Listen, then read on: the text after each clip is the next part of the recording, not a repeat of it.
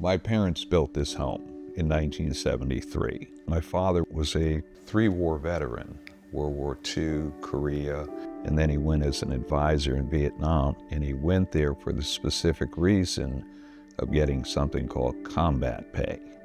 This house was the result of him serving. No one else other than a Cassell has lived in this house since it was built. My parents, my brothers, myself, and now my kids have lived here. My family includes my wife, who's from Italy. Ciao, ciao, Andrea. Bye, ciao, Andrea. We have 4 kids together, 4 boys. We have 2 girls that are from my previous marriage. I worked as a stockbroker, living in New York for almost 30 years. When we moved to Charleston, it was to take care of my parents.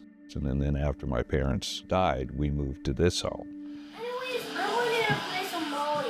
Since that time, he had been living there, he had been paying the taxes and the insurance, keeping up the property, and raising his children there.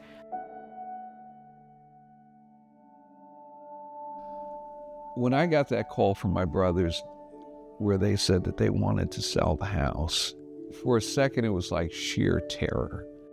His brothers live out of state. They had seen the Charleston housing market going up and wanted to cash out and sell quickly. So they had already hired an attorney and just went ahead and filed the suit.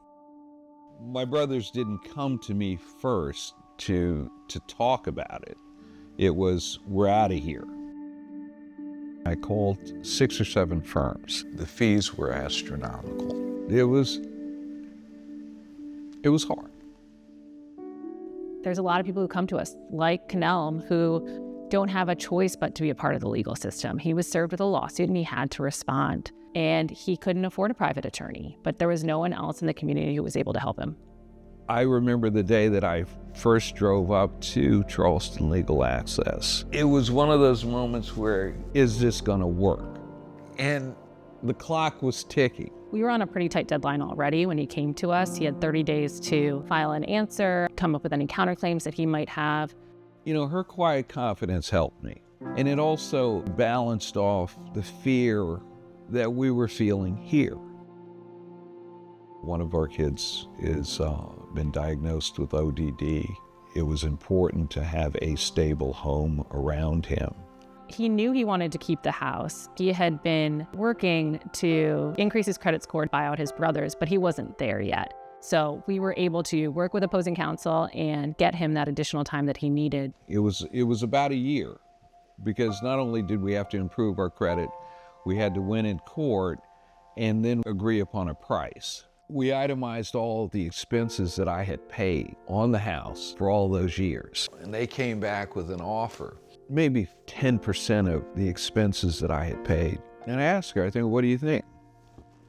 She said, no, hold out, because they'll pay it. And they did. So I got the house, I made money on the revaluation of the house, I got a check, and I didn't have to move. You know, Sarah's help was invaluable. Can't put it any other way. When I look at how it worked out, and I compare it to what best scenario that I thought, I came out well ahead of that. I think it really meant a lot to him. And to me. I think it really meant a lot to both of us. They did great lawyering. To be able to have someone represent you, your best interest, within the framework of law, not within the framework of your pocketbook, is a big deal. You know, I have a debt of gratitude to Sarah. You know, this is my home.